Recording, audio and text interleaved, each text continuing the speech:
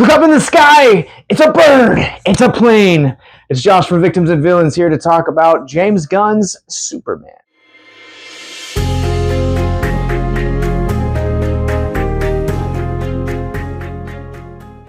Gunn's Superman is a little bit of a complication to talk about when it gets into spoilers, but essentially Superman is trying to stop a war between two countries and Lex Luthor simultaneously. That's kind of the gist of it without getting into spoilers. Like many people, I feel like in the last few years, I've definitely had my ups and downs with superheroes, and superhero fatigue is a very real thing. I kind of got to a point where I didn't like talking about superheroes anymore. I stopped reading comics altogether, and that's kind of changed in the last year or so. Just kind of getting to explore titles under Image and other indie imprints. But I say all of that to say that this movie kind of made me interested. It kind of broke that fatigue that I feel like I had been feeling for so long. The characters of DC have always kind of been a mainstay in my life, so this review is probably going to be biased as fuck. And that's not to mention also that James Gunn is one of my favorite filmmakers, and so getting to see him play with a character like Superman was and is an absolute real treat. This movie is fantastic from start until finish, and Gunn really digs deep into Superman mythos to bring things up that we have never seen on the big screen in a Superman adaptation before. Now, a lot of people already know about Crypto. There's a couple other like deep things from the comics that were, I think, maybe 50s or 60s that he brings up into this.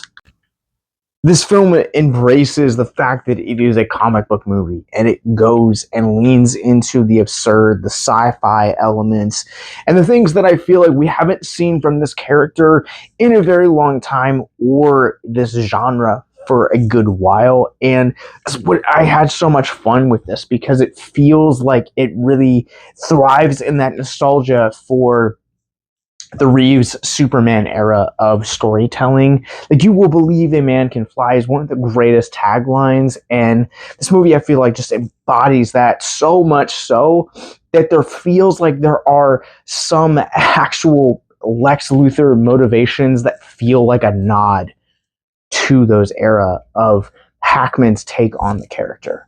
And while we're at it, I'm just going to go ahead and probably say this now, that Nicholas Hoult could be the best Lex Luthor that we've ever seen in a big screen adaptation of the iconic character.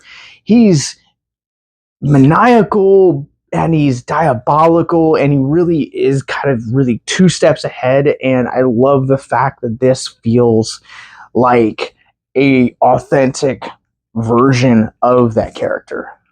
David Corenswet as our Man of Steel in this new era of the DCU has me absolutely enthralled with where they take this character. He does a phenomenal job in the Superman. I love that this kind of takes a page out of Matt Reeves' Batman and actually gives us more with the character of the superhero of Superman and the complications that come with that character, in the same way that he gave us more Batman over Bruce Wayne. This is a Superman story through and through. Clark Kent as a character is hardly in this movie. I'd probably say there is maybe 5 minutes of screen time, the majority of which you've seen in the first trailer for this movie. And honestly, for the story that Gunn is telling here, I think it's a really smart way to tell that, and it's a really unique take on the character that we haven't really seen. Rachel Brosnahan does an incredible job as well as Lois Lane. Like, this is the feisty, the fire. It feels like a return to form for the Margaret Kidder. Now, I loved Amy Adams in this role, but I think Brosnahan really takes it back to the simplicity and the just the sassiness and the journalistic instincts that we saw in those first few films with Kidder, and again, it just embraces, it feels like she feels like another extension of that nostalgia that Gunn channels here. Brosnahan and Corenswet have impeccable chemistry. By the way, like, I don't know what the process was for Gunn getting these two together, but they feel like real, like a couple, and it not only does this world as a whole feel lived in, which is one thing I'll talk about here in a second, but just the chemistry that they have and the fact that you are meeting them at a point where they have already been dating, they've kind of already fallen in the path of love, I thought was a really smart and really wise choice.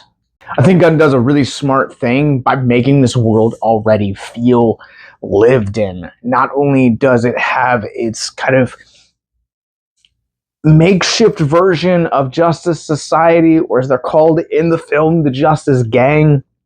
It's a great running gag, but metahumans have existed in this world for centuries. You have had Superman operating for years. You have had the relationship of Clark and Lois going on for a few months. Like, there are so many elements of this that feel like we're kind of being thrust into this world. And honestly, I think that's kind of the smartest way to do this.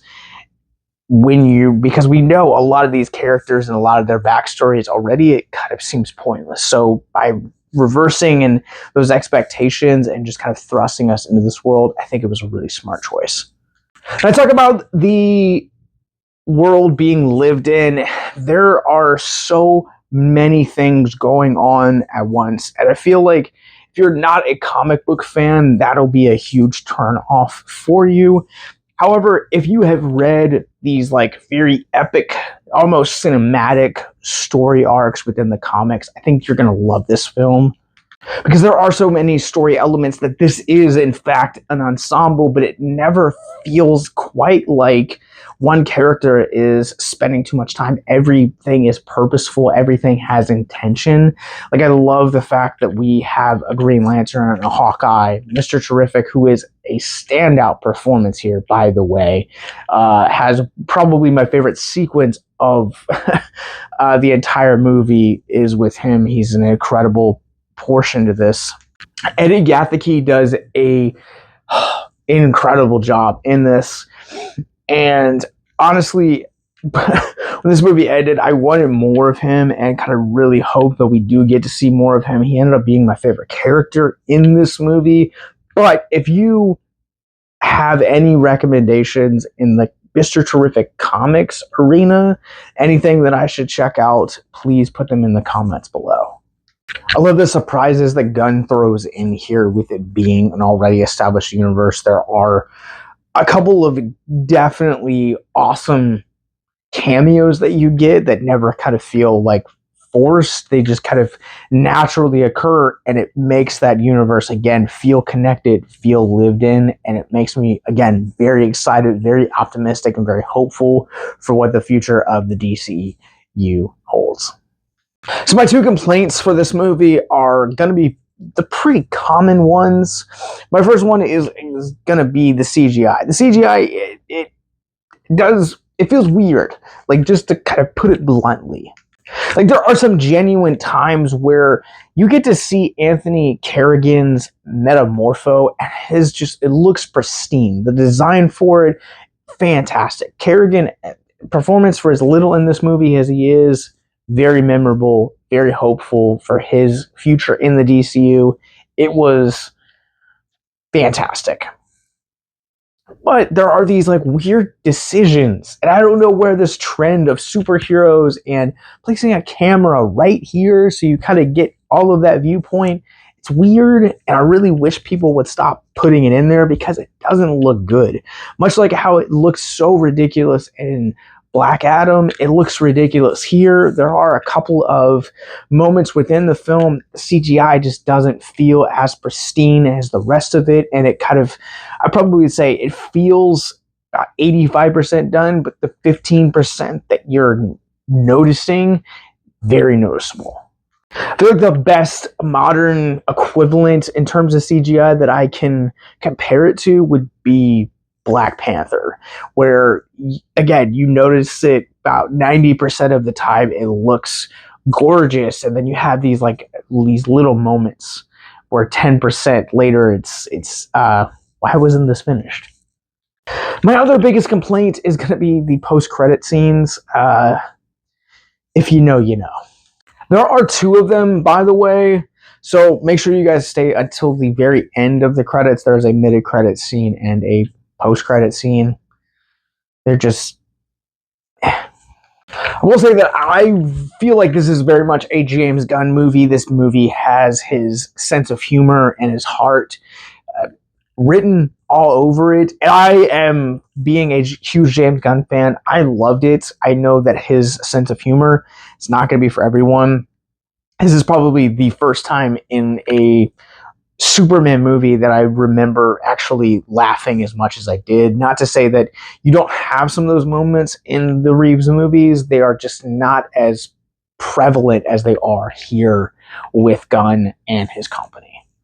And that to me felt extremely refreshing. Like, I very much appreciated that, and gotta say, it made me laugh. There are so many moments in this movie where I found myself laughing, and I think it kind of really leans into how lighthearted this movie is, but also how much fun it also is.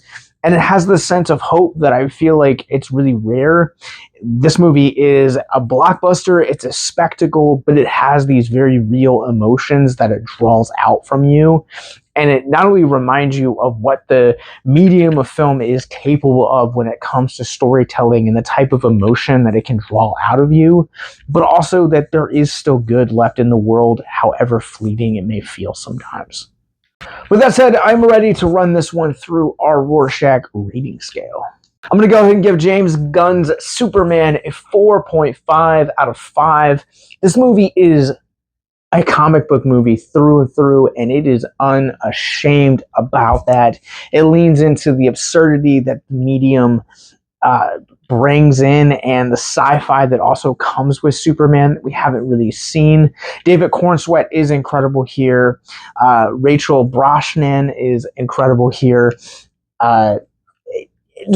Every performance here is just delightful. It's outstanding. I really feel like I can't stress that enough. This movie is lighthearted. It is hopeful. It's a spectacle, but also at the same time, it feels very intentional with everything that it does. Every emotion it inflicts. It's funny. It's heartfelt.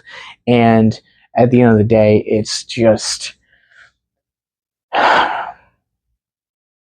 everything I feel like you would want from a superhero movie. If you guys got a chance to see Superman, what did you guys think? Comment below. Let me know. And if you guys didn't, comment below and let me know your favorite Superman comic. Mine happens to be Brainiac from Jeff Johns in the mid-2000s. But with that said, let's talk about mental health. If you guys are new to our content here at Victims and Villains, we create content like what you're watching right now to talk about mental health through pop culture and what one teaches us about the other. So there is a moment in the climax of this movie that I think serves as great symbolism. It's not a spoiler. It is very prominent in the very first trailer, but it is essentially in the midst of this chaos, this war scene that is occurring. There's a young boy that takes a makeshift flagpole that he has erected with the Superman symbol on a towel, and he's just unabashedly waiting and hoping in the midst of chaos for Superman. I think that serves as a great metaphor for how life feels sometimes, how we stand in the middle of this chaos, in the middle of hatred and depression and so many other factors that just have this ability to really just break us down. And in the midst of that, we need that anchor. We need that one little bit that is going to cause us to hope and lead us to hope, and not just lead us there, but also to hold us and sustain us in hope. For some of us, it's going to be religion. For some of us, it's going to be community. For some of us, it's going to be art. Whatever that anchor is, hold on to it and look at the world through the eyes of this small child that even in the midst of all of this fear and just absolutely insane, heartbreaking scenario, still had eyes for hope, still had eyes to continue on. No matter how hard it gets, please remember that you are not alone. You have value, you have worth, and there is so many reasons to stay until tomorrow. If you or someone you know is struggling with suicide, addiction, self-harm, or depression, please click the links in our show notes below to check out our mental health resource library. Superman opens up this Friday from DC Studios. It's kicking it off. Go support this thing because I am selfish and I really want to see more of these characters and more of DC's universe and the vision that James Gunn has. But in the show notes below, you guys will also find links to our podcast network, more movie reviews like this one, links to our social media, how to support us financially via Patreon and Paramount Plus, and that subscribe button. So until next time, have a super day.